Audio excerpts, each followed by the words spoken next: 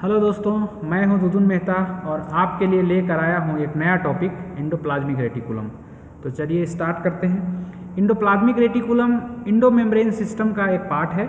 Endoplasmic reticulum मैंने आपको plasma membrane discuss कर दिया है आप प्रीवियस टॉपिक में। अब मैं आज डिस्कस करने जा रहा हूं इंडोप्लाज्मिक रेटिकुलम। तो endoplasmic reticulum basically cell membrane cell के अंदर जो मेम्ब्रेन बाउंड स्ट्रक्चर होते हैं, जैसे कि न्यूक्लियस से अटैच्ड स्ट्रक्चर है इंडोप्लाज्मिक रेटिकुलम।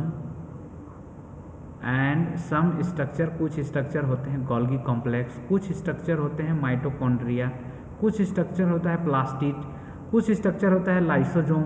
तो ये जो इंडो मेम्ब्रेन सिस्टम है, सेल के अंदर मेम्ब्रेन से बाउंड किया हुआ स्ट्रक्चर है, उसको इंडो मेम्ब्रेन सिस्टम कहते हैं। तो इंडोप्लाज्मिक रेटिकुलम भी एक इंडो मेम्ब्रेन सिस्टम है जो सबसे बड़ा है, single largest membrane bound system होता है इंट्रासेलुलर कंपार्टमेंट में। और ये सेल को स्ट्रेंथन भी प्रदान करता है, सेल को एक शेप भी देता है और स्ट्रेंथन भी प्रदान करता है, और साथ ही साथ बहुत सारे और अदर फंक्शन भी परफॉर्म करता है, अदर काम भी करता है। इसकी डिस्कवरी जो है पॉटर ने किया था 1945 में और थॉमसन ने किया था 1945 में, लेकिन नाम जो है पॉटर ने दिया था 1945 में ही। यह extensive network of closed end flattened membrane bound structure है। एक्सटेंसिवली क्लोज्ड, आप यहाँ नीचे के फोटो में आप देख रहे होंगे, पिक्चर में डायग्राम में देख रहे होंगे कि एक्सटेंसिवली क्लोज्ड जो है ये सिस्टम है, ये जो है, और इसके ऊपर जो है राइबोसोम्स जो है बाइंड किए हुए रहते हैं। आप ऊपर के पिक्चर में भी आप देख सकते हैं, ये राइबोसोम बाउंडेड स्ट्रक्चर है। तो ये पूरे सेल में जो है ये पड़ा रहता है, बना हुआ है। तो इनक्लोज्ड कंपार्टमेंट होता है। इनक्लोज्ड मतलब एक बंद कंपार्टमेंट होता है, इसके चारों तरफ एक मेम्ब्रेनस सिस्टम होती है, ये मेम्ब्रेन का सिस्टम होती है, और बीच का जो कंपार्टमेंट है इसको ल्यूमेन बोलते हैं, जिसको ER ल्यूमेन, इंडोप्लाज्मिक रेटिकुलम का ल्यूमेन बोला जाता है, ल्यूमेन। ठीक है, ये ल्यूमेन का compartment. Endoplasmic reticulum membrane are typically जो है एक्टिव या फिजिकली एक्टिव पार्ट है जो अलग अलग फंक्शन परफॉर्म करता है, और वो इंटरैक्ट होता है साइटोस्केलेटन प्रोटीन से। साइटोस्केलेटन प्रोटीन जो है सेल को स्केलेटन प्रदान करते हैं, सेल को एक शेप देते हैं। हम आप आगे के क्लास में इस पर डिस्कशन करेंगे। डिफरेंट डोमेन कंटेन करता है, सिस डोमेन, ट्रांस डोमेन जो है इसमें रहते हैं ट्रांसफर के लिए। और इसके बाद स्पेशलाइज्ड डिस्टिंक्ट फंक्शन जो है, इसका अलग अलग काम है, जो अलग अलग जोन का जो इंडोप्लाज्मिक रेटिकुलम का जो भाग है वो अलग अलग फंक्शन जो है परफॉर्म करता है। तो ये बेसिकली आप यहाँ पे देख रहे हैं कि दो तरह के इंडो मेम्ब्रेन सिस्टम में इंडोप्लाज्मिक रेटिकुलम सिस्टम है। एक में जो राइबोसोम बाउंड किया हुआ है और एक में जिसमें राइबोसोम बाउंड नहीं किया है। जिसमें राइबोसोम बाउंड नहीं किया हुआ है इसको स्मूथ बोलते हैं, स्मूथ इंडोप्लाज्मिक रेटिकुलम, और जिसमें राइबोसोम बाउंड किया हुआ है, बाइंड किया हुआ है, उसको रफ बोलते हैं, रफ इंडोप्लाज्मिक रेटिकुलम। तो चलिए आगे देखते हैं। ER membrane are differentiated into rough और स्मूथ इंडोप्लाज्मिक रेटिकुलम। आपको पता चल गया, जिस मेम्ब्रेन सिस्टम में राइबोसोम बाइंड किया हुआ रहेगा उसको बोलेंगे रफ, ROUGH, और स्मूथ जिसमें कि राइबोसोम बाइंड नहीं किया हुआ है इसको स्मूथ इंडोप्लाज्मिक रेटिकुलम बोलेंगे। ठीक है, तो depending on whether ribosome associated with their cytosolic surface, और ये जो राइबोसोम अटैच्ड है वो सेल के साइटोसोलिक सरफेस के तरफ अटैच्ड है, न कि ल्यूमेन की तरफ। ये साइटोसोलिक सरफेस की तरफ जो है अटैच्ड है। कोई एग्जाम में पूछा जा सकता है ये सवाल। The region of the ER that lack bound ribosome are called smooth endoplasmic reticulum. मैंने आपको पहले ही बता दिया। ठीक है, अगर हम इंडोप्लाज्मिक रेटिकुलम को होमोजेनाइज करें, अगर सेल को, तो ये डिसरप्ट होके, ब्रेक होके स्मॉल फ्रैगमेंट में टूट जाएगा, और स्मॉल फ्रैगमेंट जो है इसमें जो है छोटे छोटे वेजाइकल्स बना देंगे, माइक्रो वेजाइकल्स बना देंगे, जिसको माइक्रोजोम्स कहते हैं। अगर माइक्रोजोम डिराइव्ड फ्रॉम द RER यानी कि रफ इंडोप्लाज्मिक रेटिकुलम से अगर वो डिराइव्ड हुआ है, राइबोसोम उसके आउटर सरफेस पे बाउंड है तो उसको रफ माइक्रोजोम कहेंगे। और जिसके मेम्ब्रेन के सरफेस पे अगर राइबोसोम नहीं बाउंड है तो उसको जो है स्मूथ माइक्रोजोम्स कहेंगे। उसको स्मूथ, जिसके बाहर में कोई राइबोसोम बाउंड नहीं है, उसको स्मूथ माइक्रोजोम्स कहेंगे। यानी कि अगर हम इंडोप्लाज्मिक रेटिकुलम को होमोजेनाइज कर दें, अगर होमोजेनाइज कर दें तो ये ब्रेक होकर के छोटे छोटे जो है वेजाइकल्स के रूप ले लेता है। और अगर वेजाइकल्स के बाहर भी अगर ये राइबोसोम अगर बाइंड है तो उसको बोलेंगे रफ माइक्रोसोम्स। और वेजाइकल्स के ऊपर अगर वेजाइकल्स के ऊपर अगर राइबोसोम्स बाइंड नहीं है तो उसको स्मूथ माइक्रोसोम्स कहेंगे। ठीक, ये एलिमेंट्स है, अलग अलग फॉर्म में जो है एंडोप्लाज्मिक रेटिकुलम पाया जाता है। एक सिस्टर्ना है, दूसरा वेजाइकल्स है और तीसरा ट्यूब्यूल्स है। एक सिस्टर्ना है, दूसरा वेजाइकल है, तीसरा ट्यूब्यूल्स है। अलग अलग सेल्स में, जिस सेल का अलग अलग काम है, अलग अलग सेल्स में ये अलग अलग फॉर्म में या रूप में पाया जाता है, अलग अलग काम परफॉर्म करने के लिए। आप देख सकते हैं ये सिस्टर्ना का फॉर्म है, ये वेजाइकल्स का फॉर्म है और ये ट्यूब्यूल्स का फॉर्म है।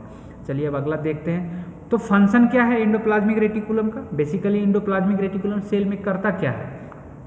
तो बेसिकली जो काम है एंडोप्लाज्मिक रेटिकुलम का वो है प्रोटीन सिंथेसिस करवाना, प्रोटीन का सिंथेसिस करवाना। और ऐसे प्रोटीन का सिंथेसिस करवाना जो प्रोटीन सेल से सेल के बाहर जा रहा हो, सेल के मेम्ब्रेन में जा रहा हो, सेल के गोल्गी कॉम्प्लेक्स में जा रहा हो, सेल के लाइसोसोम में जा रहा हो, सेल के मेम्ब्रेन सिस्टम बना रहा हो।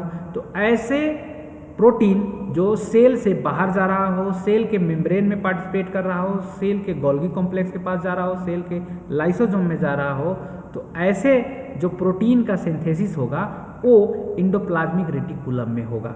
तो एंडोप्लाज्मिक रेटिकुलम में जो प्रोटीन का सिंथेसिस होता है उसको बोलते हैं को ट्रांसलेशनल ट्रांसलोकेशन। यानी कि जो प्रोटीन बन रहा होता है उसी समय एंडोप्लाज्मिक रेटिकुलम में वो अंदर में चला जाता है। जिस समय प्रोटीन बन रहा होता है उसी समय एंडोप्लाज्मिक रेटिकुलम में वो इंसर्ट किया जाता है। मैं इसको आगे डिस्कस किया हूँ, आपको आगे बताऊंगा। ठीक है, तो इसका को ट्रांसलेशनल ट्रांसलोकेशन होता है प्रोटीन का जो एंडोप्लाज्मिक रेटिकुलम में बनता है। In the lumen of the ER 5 principal modification of proteins occur before they reach their final destination. अब आपसे कोई सवाल पूछेगा कि एंडोप्लाज्मिक रेटिकुलम में प्रोटीन का सिंथेसिस होता ही क्यों है, को ट्रांसलेशनल ट्रांसलोकेशन होता ही क्यों है, आखिर एंडोप्लाज्मिक रेटिकुलम के ल्यूमेन में प्रोटीन को जाना जरूरी ही क्यों है? तो उसके लिए ज़रूरी है कि इसमें जो है एडिशन ऑफ द जो है कार्बोहाइड्रेट का एडिशन होता है, एन लिंक्ड ग्लाइकोसाइलेशन होता है। और ये एन लिंक ग्लाइकोसाइलेशन क्यों होता है? ये एन लिंक ग्लाइकोसाइलेशन प्रोटीन के स्ट्रक्चर को बनाने के लिए, उसको डिसरप्शन के लिए, बचाने के लिए, या कि प्रोटीन का स्ट्रक्चर जो है टूट ना जाए, कहीं ब्रेकेज ना हो जाए, कहीं क्लीवेज ना हो जाए, उसके लिए जो है इसका स्ट्रक्चर जो है बनाया जाता है यहाँ पे, जब तक ये ट्रांसपोर्ट ना हो जाए उसके स्ट्रक्चर को मेंटेन रखने के लिए। फिर डाइसल्फाइड बॉन्ड भी कुछ प्रोटीन्स होते हैं जिसमें डाइसल्फाइड बॉन्ड होता है, तो डाइसल्फाइड बॉन्ड का जो है यहाँ पे सिंथेसिस होता है। क्योंकि ये बाहर का रिड्यूसिंग इन्वायरमेंट होता है, यहाँ पे ऑक्सीडाइजिंग इन्वायरमेंट होता है, तो ये आपको यहाँ पे डाइसल्फाइड बॉन्ड भी जो है आपको बनाएगा। प्रॉपर फोल्डिंग होगा एंडोप्लाज्मिक रेटिकुलम में, प्रोटीन का प्रॉपर फोल्डिंग होगा। अगर प्रोटीन गलत तरीके से फोल्ड हुआ तो वो प्रोटीन फंक्शन काम नहीं करेगा, फंक्शनली एक्टिव नहीं हो पाएगा। तो प्रोटीन का प्रॉपर फोल्डिंग करने वाला भी प्रोटीन यहाँ पे प्रेजेंट होता है, उसको सही तरीके से फोल्डिंग हो उसको चेक करने वाला भी प्रोटीन होता है। मैं एक क्लास लूँगा प्रोटीन फोल्डिंग पे। प्रोटीन का प्रॉपर फोल्डिंग होता है यहाँ पे, और उस फोल्डिंग को चेक करने वाले बहुत सारे प्रोटीन होते हैं कि ये प्रोटीन सही से जो है अपना फोल्ड ले रहा है कि नहीं, अपना से सही से शेप ले रहा है कि नहीं।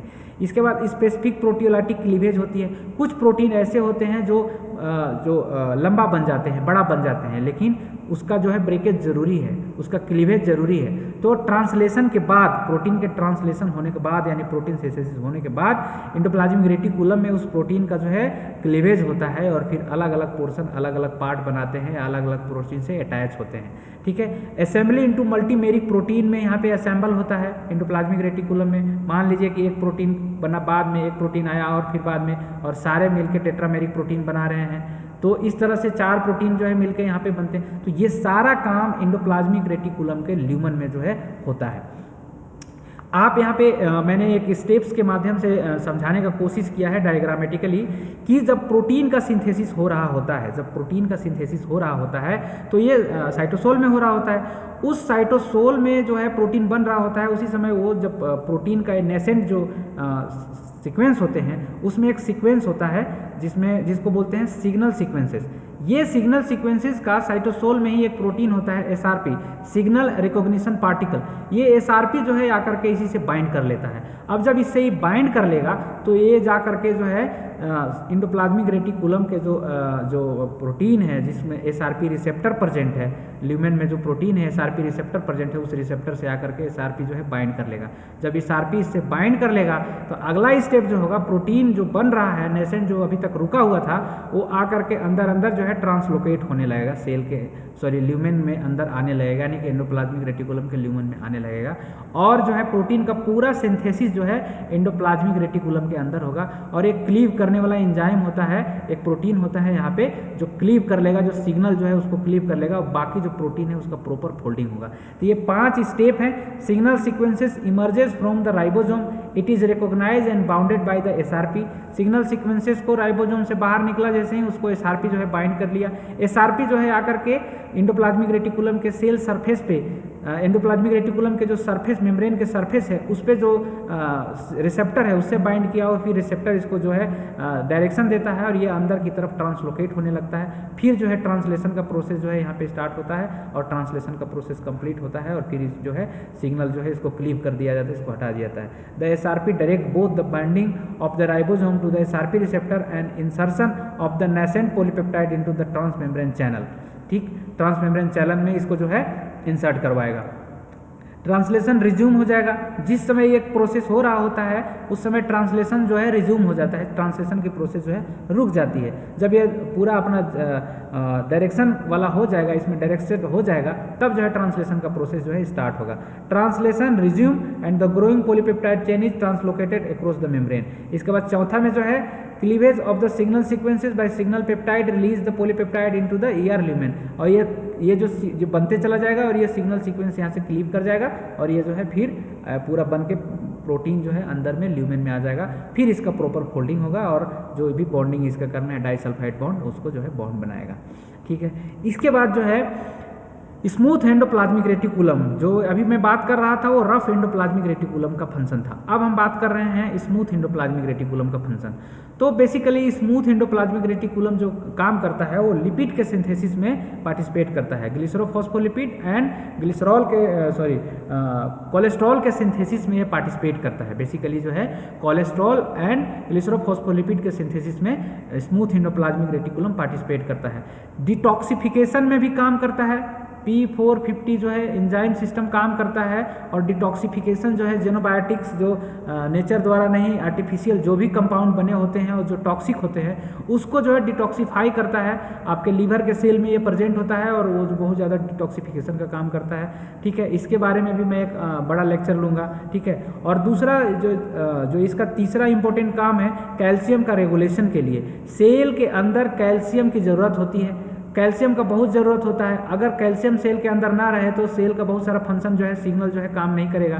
तो सेल के अंदर कैल्शियम के रेगुलेशन के लिए बहुत ज़रूरी होता है और कैल्शियम जो है एंडोमेम्ब्रेन सिस्टम में यानी एंडोप्लाज्मिक रेटिकुलम के अंदर होता है। तो जो मैं सिग्नल सिस्टम बताऊंगा, सेल सिग्नलिंग, तो उसमें आप बताऊंगा आपको कि कुछ सिग्नल यहाँ से जनरेट होता है और जो है कैल्शियम जो है बाहर निकलता है और कैल्शियम जो है सेल के अदर फंक्शन परफॉर्म करता है। तो सेल के अंदर endoplasmic reticulum, smooth endoplasmic reticulum के ल्यूमेन में जो है कैल्शियम ज़्यादा संख्या में प्रेजेंट होता है।